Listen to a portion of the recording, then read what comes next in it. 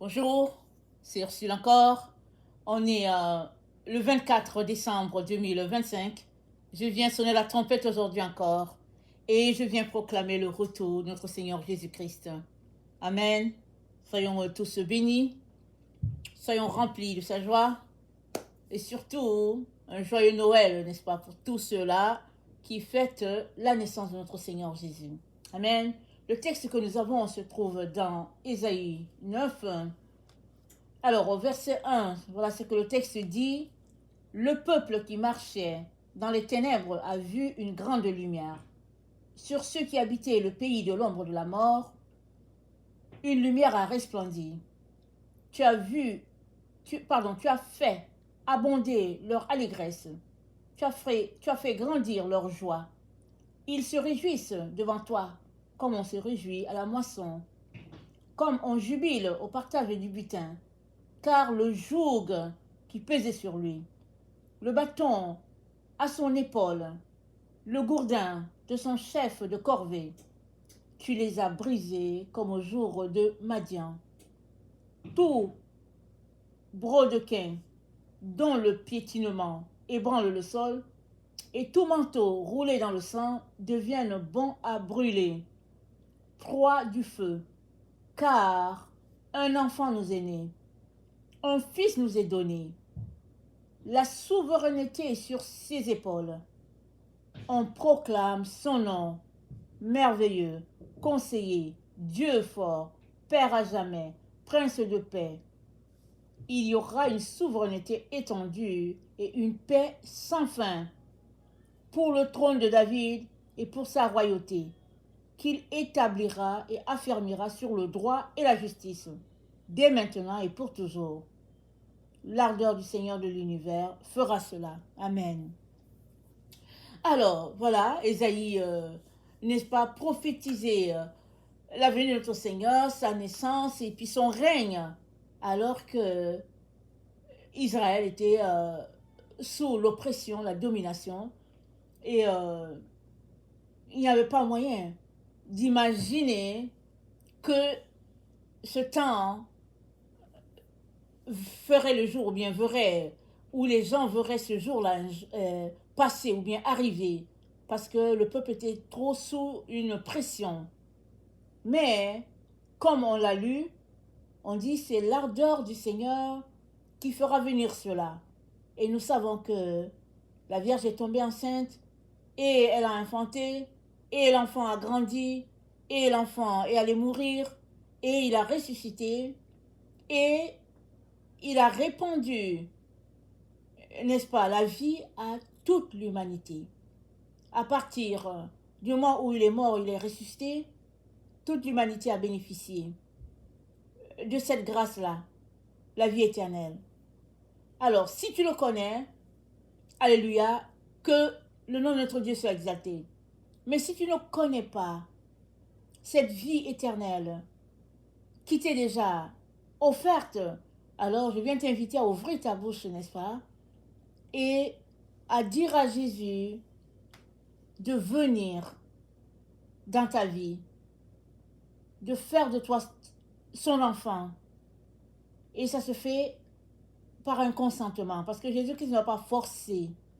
Tu as besoin d'ouvrir la bouche, parce que la Bible dit, c'est en confessant de la bouche qu'on parvient au salut. Avec ta bouche, invitant le Seigneur, tu es en train de conclure un accord, un engagement. Et Dieu va venir et il va accomplir ce qu'il a promis. Et c'est que les ténèbres dans ta vie seront dissipées pour faire place à la lumière. Voilà pourquoi c'est dit, le peuple qui marchait dans les ténèbres a vu une grande lumière. Sur ceux qui habitaient le pays de l'ombre de la mort, une lumière a resplendi. La lumière, Jésus, a resplendi dans notre univers. D'un bout à l'autre, de l'est à l'ouest, du nord au sud, Jésus-Christ est né pour délivrer toute la terre. Parce que le joug qui pesait sur le peuple était comparé au joug du temps de Madian.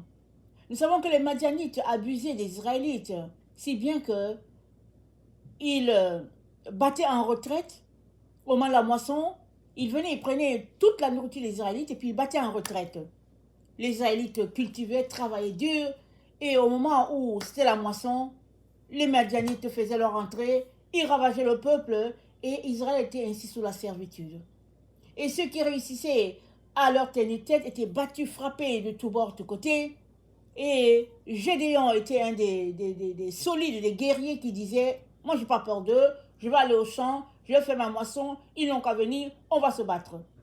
Et est-ce que c'est parce que Gédéon avait la force pour se battre avec eux?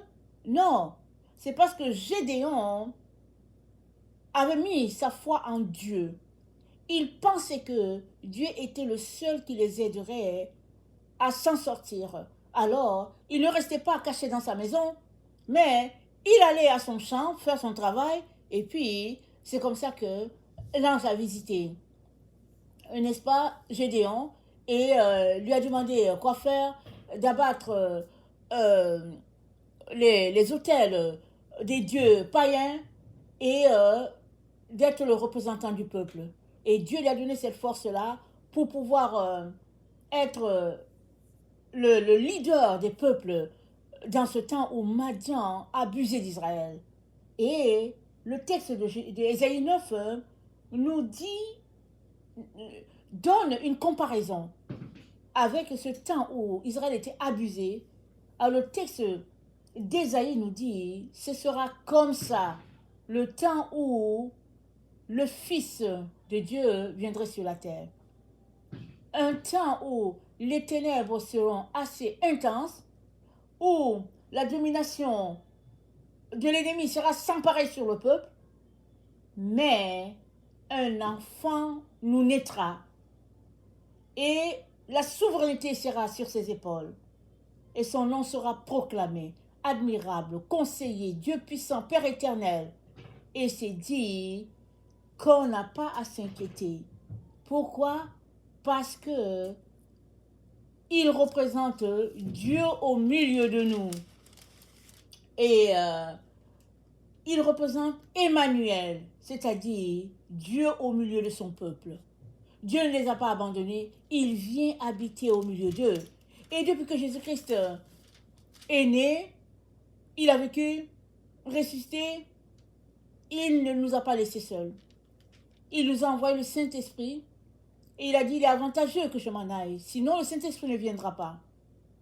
Mais si je partais, le Saint-Esprit viendrait. Et puis, quand il sera là, il prendra de ce qui est à Dieu, il prendra de ce qui est au Fils, il nous l'apportera. On est la génération qui avons trop de révélations, n'est-ce pas, sur notre Dieu, à cause du Saint-Esprit. Dieu n'a pas cessé de nous parler. Il ne nous ignore pas, mais c'est nous qui ignorons Dieu. Et malgré cela, Dieu ne cesse de cogner à notre porte, de nous dire, voici, je me tiens à la porte. Et je frappe. Si quelqu'un entend ma voix et m'ouvre, j'entrerai chez lui. Je souperai avec lui et lui avec moi. Alors, Jésus-Christ nous dit quoi? Il est en train de nous dire que c'est le temps d'entretenir une intimité avec lui. Avoir Jésus-Christ sans action, c'est comme si tu ne l'as pas. Tu as besoin d'aller plus loin. Après avoir donné ta vie à Jésus, tu as besoin d'entretenir ta relation avec lui. Ce n'est pas une affaire de religion, ce n'est pas le fait d'être protestant, catholique, adventiste, et puis on peut ajouter, ça n'a rien à voir. Ça, c'est des pratiques de religion. Tout ce qui est dénomination là, ce sont des religions. Dans telle religion, on fait les choses comme ça, dans telle autre, on fait les choses comme ça, et puis etc., etc. Mais avec la religion, on ne peut pas toucher le cœur de Dieu ou bien le cœur de notre Seigneur. C'est avec la relation qu'on peut toucher le cœur de notre Dieu. Alors, je viens, n'est-ce pas, nous encourager à laisser entrer Jésus. Alors qu'il frappe à la porte de notre cœur, il est important de nous assurer qu'on l'entend. Parce que c'est une chose frapper à la porte, c'est une autre que l'autre puisse t'entendre. La porte où tu frappes, est-ce que les gens t'entendent? Parce que si les gens ne t'entendent pas, ils vont continuer leur vie comme si de rien n'était. Dans le brouhaha de la ville, les iPods, les AirPods, tout ce qui est pod, la télévision et tout ça, souvent, hein, on est environné de bruit. Et pourtant, Jésus-Christ se connaît à la porte. Parce que la voix de Jésus, c'est une voix très très douce. Ce n'est pas une voix qu'on peut entendre de façon audible avec nos oreilles. C'est une voix qu'on entend avec le cœur. Et cette voix qu'on entend avec notre cœur, on va la capter alors qu'on est en communion avec Dieu. Si on n'est pas en communion avec lui et que nous avons juste une religion, alors il se pourrait que Jésus soit là depuis des jours, des années en train de cogner à notre porte, on n'entend pas. Parce qu'on est pris à chercher comment poser telle action religieusement pour pouvoir avoir Jésus bien communier avec lui. Mais la relation entre Jésus-Christ et nous, c'est comme une femme et son mari. Alors, c'est de l'intimité. Il y a ces choses dans un couple, il y a ces choses que seul le couple sait. Et puis, personne ne sait. Si c'est un couple qui s'entend, bien sûr. Ils sont dans l'intimité. Ils ont leurs petits trucs. Et les secrets, tout ça, c'est entre eux. C'est ça la relation que Dieu nous demande d'avoir avec notre Seigneur Jésus. Et dans cette relation-là, les ténèbres fuient. Tu ne peux pas être dans une confusion quand tu es en relation avec Jésus. La confusion n'a pas sa place. L'ignorance n'a pas sa place. Dieu dévoile tout. Pourquoi? Parce que ce qui est secret viendra en surface. Et ce qui est caché sera révélé. Parce que toutes ces choses-là, c'est ça qui nous garde enchaînés. C'est ça qui nous garde liés. C'est ça qui nous garde esclaves. Et Jésus-Christ est venu pour nous délivrer de l'esclavage. Il a fait de nous des hommes et des femmes libres.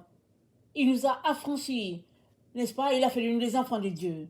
Il est donc très très important de ne pas marcher dans les manipulations de l'ennemi, de ne pas marcher dans les manigances des êtres humains. Il est important de s'attacher à Dieu. Alors que tu t'attaches à Dieu, il va te révéler tous les plans des hommes contre toi. Il va te révéler tout. Il va te révéler les plans des hommes contre les nations. Pourquoi? Parce que Dieu, c'est le Père de l'humanité. Alléluia. Il nous aime, il nous a créés, non pas pour que nous puissions périr.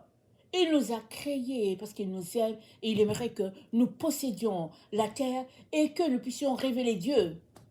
Alors que les gens sont sur la terre, les gens vont dire, voilà les enfants de Dieu, parce qu'ils sont exactement comme leur Père, reflétant la gloire de Dieu. C'est ça que Dieu a pour nous. L'ennemi aussi, il a son plan. Il veut remplir la terre des êtres que Dieu n'a pas créés. Des êtres remplis de ténèbres, marchant de manière contraire à ce que Dieu veut. Des êtres imitant les anges déchus. C'est ça que Satan veut. Mais, qu'est-ce que Dieu dit? Dieu dit, donnez à l'empire de l'accroissement. Alléluia. Et c'est quel empire? C'est l'empire de Dieu sur la terre. Dieu dit, n'est-ce pas, le royaume de Dieu va s'étendre. De génération en génération, d'âge en âge. Et c'est dit que la lumière de Dieu va remplir toute la terre. Et sa gloire, ça sera comme l'eau, n'est-ce pas, du fond de la mer, d'une limpidité, n'est-ce pas, extraordinaire. Pourquoi? Parce que Dieu règne au milieu de nous. Emmanuel est là. Alors si Emmanuel est là, qui peut régner avec Emmanuel? Seuls ses enfants, pas le diable. Alors, Dieu nous encourage à donner notre vie à Emmanuel afin que Dieu soit avec nous tout le temps et puis pour toujours. Amen. Et c'est dit au verset 3 de Ésaïe 9, car le joug qui pesait sur lui, le bâton à son épaule, le gourdin de son chef de corvée, tu les as brisés comme au jour de Madian. Toute ta corvée a été brisée, mon frère et ma soeur. Tout a été brisé. C'est pas parce que tu ne vois pas ça que ce n'est pas vrai. Tout a été brisé à Golgotha. Maintenant, il peut arriver que dans ta vie, tu as perdu ton chemin. Ça arrive. Ça arrive à tout le monde. Tous sont péchés. Tout le monde a péché. Il y a un seul qui n'a pas péché, son nom c'est Jésus. Alors, ça peut arriver que tu as perdu ton chemin. Alors, tu pensais que c'était par ici, tu t'es retrouvé là, chez les bouddhistes, chez les... on ne sait pas où. Alors, ton chemin s'est égaré. Reviens. Reviens à la maison. Si tu avais entendu ton arrière-grand-père, ton arrière-grand-mère parler de Jésus, sache que c'est parce que Jésus-Christ, c'est ton sauveur, ton maître. Parce que c'est le Dieu que ta famille a adoré. Reviens sur tes pas. Viens demander pardon. Reconnecte avec ce Dieu-là. Amen. Parce que c'est lui le vrai Dieu. C'est lui le créateur du monde et de la terre. C'est lui le créateur des galaxies. Tout, c'est Dieu qui a tout créé. Les êtres humains veulent, n'est-ce pas, s'approprier des choses et tout. Mais Dieu est le créateur de toutes choses. Il est sur son trône matin, midi, soir. Il n'y a personne qui peut le détrôner. Il n'y a que l'illusion qui fait croire aux gens que Dieu n'est pas là. Mais Dieu est là. Et aujourd'hui, alors que nous nous retrouvons ça et là pour fêter la venue du Sauveur, il est important que tu saches que c'est un sauveur pour toute l'humanité, mais c'est aussi un sauveur personnel. C'est-à-dire c'est ton sauveur personnel. Alors, on ne va pas blâmer ceux qui disent qu'ils ne veulent pas fêter parce que ce n'est pas la vraie date d'anniversaire de Jésus. Il y en a qui disent ça. C'est pas grave. On ne va pas condamner les gens. Mais, pardon, pour ceux-là qui veulent fêter, alors voici l'occasion de célébrer pour dire merci à Jésus. Mais comment fais-tu? Fais-tu en te saoulant dans l'alcool, dans la dépravation? Comment fais-tu? En fait, n'est-ce pas, en se recueillant dans la présence de Dieu, en lui disant merci pour tout ce qu'il a fait et en réitérant notre relation avec lui afin que nous puissions être toujours en communion, c'est-à-dire Dieu avec nous, au milieu de nous, œuvrant et marchant avec nous et nous indiquant quoi faire et ne pas faire, dirigeant nos pas, marchant devant nous comme un bon berger et nous disant ici, passe par là. Voilà, c'est ça la gloire de Dieu, c'est ça le cadeau de Dieu pour toi. Amen. Que le Seigneur bénisse sa parole et que sa gloire remplisse la terre et le royaume de Dieu prend de l'expansion parce que Dieu a dit donner à l'empire de l'accroissement. Dieu l'a décrété ainsi. Le royaume de Dieu va s'étendre d'âge en âge, de génération en génération, et il n'y a personne qui va venir le bloquer. Et il est donc important que tu fasses partie. Amen. Il est important que tu fasses partie. Alors je prie que tu puisses décider cela et que la joie de Noël puisse s'étendre pour toi, pour ta famille, et que tu puisses passer, n'est-ce pas, un bon moment et puis un bon début d'année 2026. Alléluia. Amen et amen.